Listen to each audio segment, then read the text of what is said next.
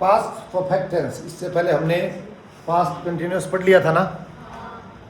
Past perfect में क्या होता है कि कोई कार्य भूतकाल में पूर्ण हो चुका है, कंप्लीट हो गया है, इसकी ये इसमें थीम आती है। जैसे वह अपना होमवर्क कर चुका था, आओ क्या नाम है बेटा, किसान अपने खेत जा चुका था, मैं खाना खा चुका था, इस तरह की चीज़ें होती हैं। इस तरह के टेंस के अंदर क्या होते हैं कि जनरली सिंगल क्लोज नहीं होता, डबल क्लोज होता है। इसके मेन टेंस में मैं इसको इस तरह से नहीं पढ़ा कि आपको डबल क्लोज का एक सेंटेंस पढ़ाऊंगा। इसके मेन क्लोज में क्या होता है कि हेल्पिंग वर्ब इसमें आती है हैड, क्या आती है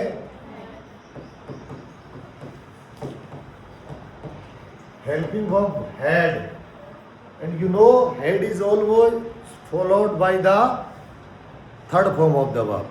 हैड के बाद हमेशा कौन सी फॉर्म आती है? Third form. Has, have, had, will have, shall have के बाद हमेशा कौन सी फॉर्म आएगी? Third form. तो इस मूल टेंस में तो यही रहेगा। अब जनरली क्या होता है, सेंटेंस इस तरह से पूछा जा सकता है कि जो आपके एग्जामिनेशन में फ्रीक्वेंटली पूछा जाता है, डबल क्लोज का सेंटेंस होता है। अब कोई सेंटेंस में एक क्लोज दिया हुआ है किसी टेंस का, तो दूसरा जो क्लोज आएगा उसमें अगर ब्लैंक स्पेस भी दे रखा है तो उसी टेंस का, अगर वो प्रेजेंट का है तो प्रेजेंट का ही होगा, पास्ट का है तो पास्ट का ही होगा, फ्यूचर का है तो फ्यूचर का ही होगा। हो सकता है प्रेजेंट इंडेफिनेट का हो, कंटिन्यूअस का हो, वो बात अलग है, ठीक है।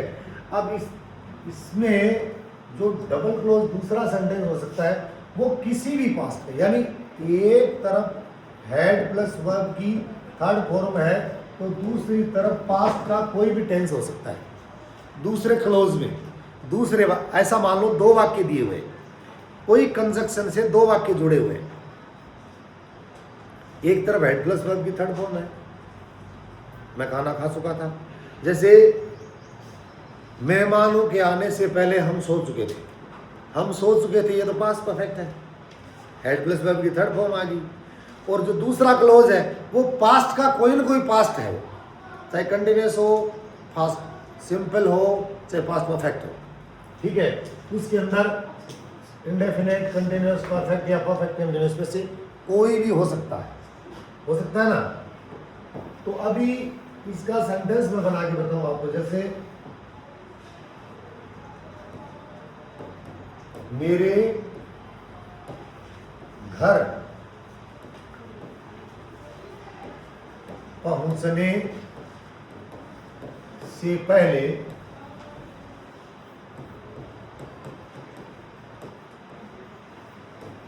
मेहमान जा चुके थे। इसमें दो काम हुए, जिसमें दो वर्ब होती है सेंटेंस में, उसको आप क्या कहते हैं? Double clause sentence. कौन सा सेंटेंस है? Double close. यानी इसमें कैसे पता चलेगा? एक तो ये जो कनेक्टर है, ये जो यहां पर जो कनेक्टिव, उससे पहले एक तो काम ये हुआ है और एक मेहमान के जाने का, ये दो वर्ब दी गई है इसमें। तो जितनी वर्ब उतने क्लोज वाक्य, एक वाक्य में दो वाक्य से जुड़ा है, तीन होंगे, चार होंगे, तो जितनी वर्ब होगी उतने होंगे। अब इस तरह का सेंटेंस में आप ये बताइए मेरे को, स्टूडेंट्स को दिक्कत ये आती है कि हेड प्लस वर्ब की थर्ड फॉर्म इसमें आएगी, किसमें आएगी, ये पता करने के लिए इस सेंटेंस को देखिए। मेरे घर आने से पहले मेहमान जा चुके थे, पहले कौन सा काम हुआ? देख के बताओ, पहले कौन सा काम हुआ? मेहमान जा चुके थे। It means had plus verb की थर्ड फॉर्म यहां आएगा, इसके साथ आएगा, इसके साथ आपको हैड प्लस वर्ब की थर्ड फॉर्म का प्रयोग करना है, आफ्टर बिफोर के रूप में कंजक्शन का प्रयोग करना होता है। और इधर क्या होगा? पास्ट सिंपल का, पास्ट इंडेफिनेट का प्रयोग होता है। पास्ट इंडेफिनेट में सब्जेक्ट और वर्ब की सेकंड फॉर्म आती है। तो ठीक है, तो पहले आप उसी सेंटेंस को ले लीजिए, मेहमान जा चुके थे। मेहमान को अंग्रेजी में क्या कहते हैं? लिख दूं, गेस्ट्स, अब हेल्पिंग वर्ब क्या लगाऊं? हैड, वर्ब की कौन सी form? Guests had gone before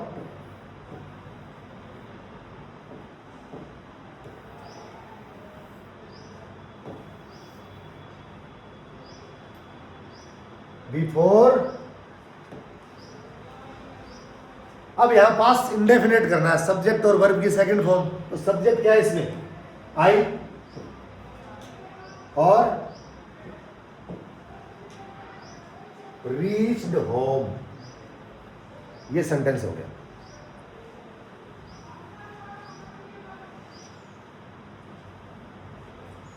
हो गया ना?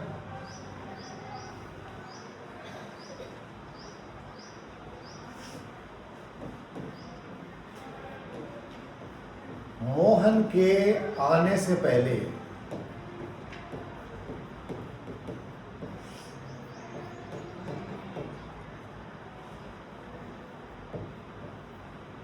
घंटी बज चुकी थी।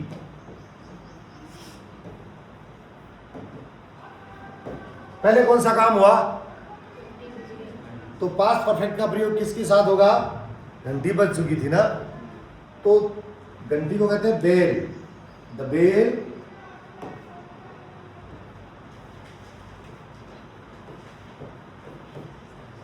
हैड आएगा ना, रिंग यानी बजना, सॉरी रिंग यानी बजना,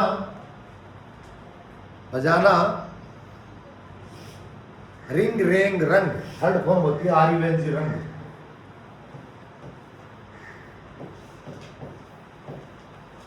before, the bell had run before. अब आगे क्या करूं बताओ? मोहन, वेरी गुड, मोहन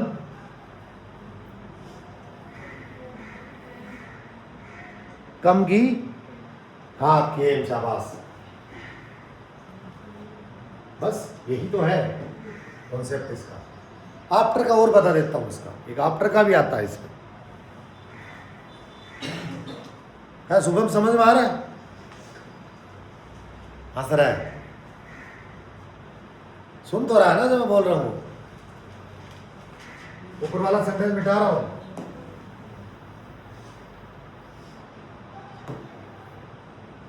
ये भी मिटा दूं?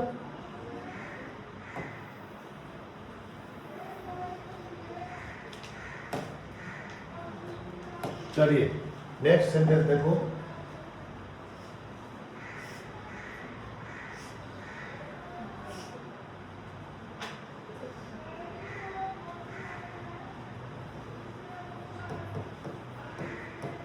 किसान के खेत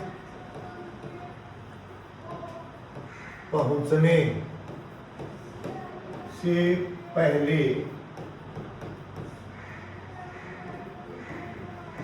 वर्षा हो चुकी थी।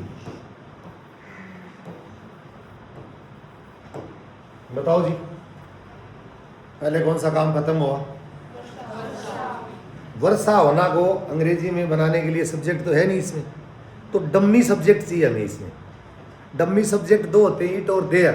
कौन होते हैं? इट और देयर। जहां पर रेन का मतलब वर्षा होना, तो यहाँ पर वो दूसरा सब्जेक्ट तो है ही नहीं, तो यहाँ पे सब्जेक्ट है नहीं, तो हमें डम्मी सब्जेक्ट चाहिए। इट और देयर दो डम्मी सब्जेक्ट होते हैं, तो यहाँ हम क्या करेंगे? इट को एज ए डम्मी सब्जेक्ट के रूप में काम में लेंगे। इट, अब क्या करूं? Had rained, it had rained before farmer. आगे क्या करूं? फार्मर, वह बताइए।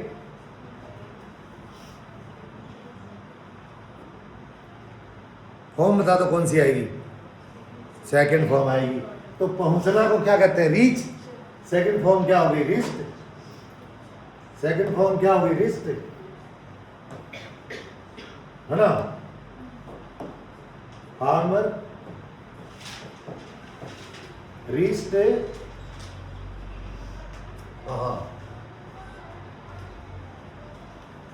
फार्म या फील्ड, ये हो गया, लिख लिया ना। अब आपको मैं एक थोड़ा होमवर्क दे देता हूं ताकि आप ट्रांसलेट कर सको करके।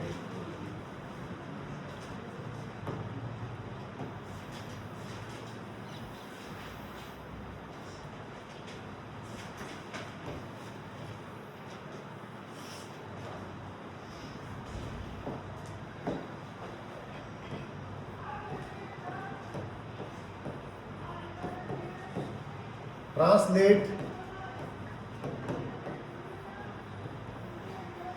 इनटू इंग्लिश, इसको आपको ट्रांसलेट करना है।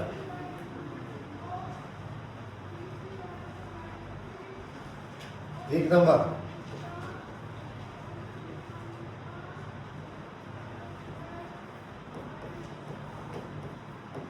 पुलिस के आने से पहले चोर जा चुके थे।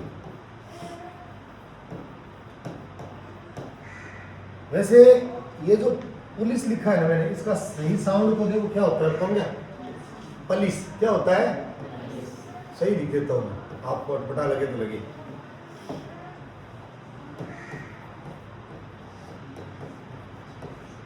यही होता है सही, पुलिस के आने से पहले, पुलिस नॉट पुलिस, पुलिस होता है, एग्जैक्ट करेक्ट साउंड तो यही है, पुलिस। पुलिस के आने से पहले चोर जा चुके।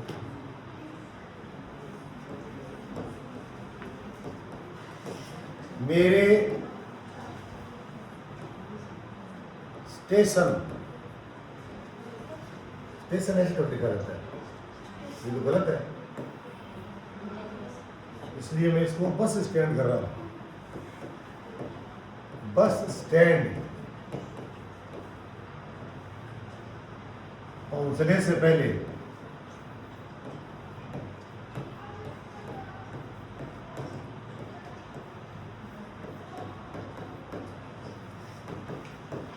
बस जा चुकी थी।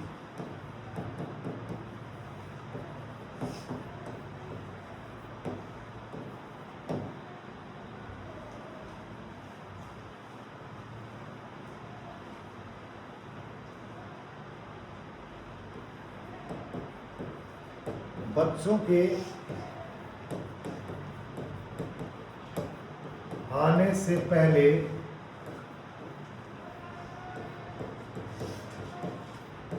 हम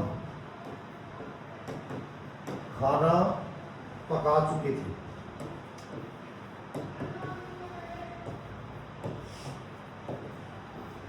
इनका ट्रांसलेशन आपको करना है, कल चेक करूंगा, ठीक है ना।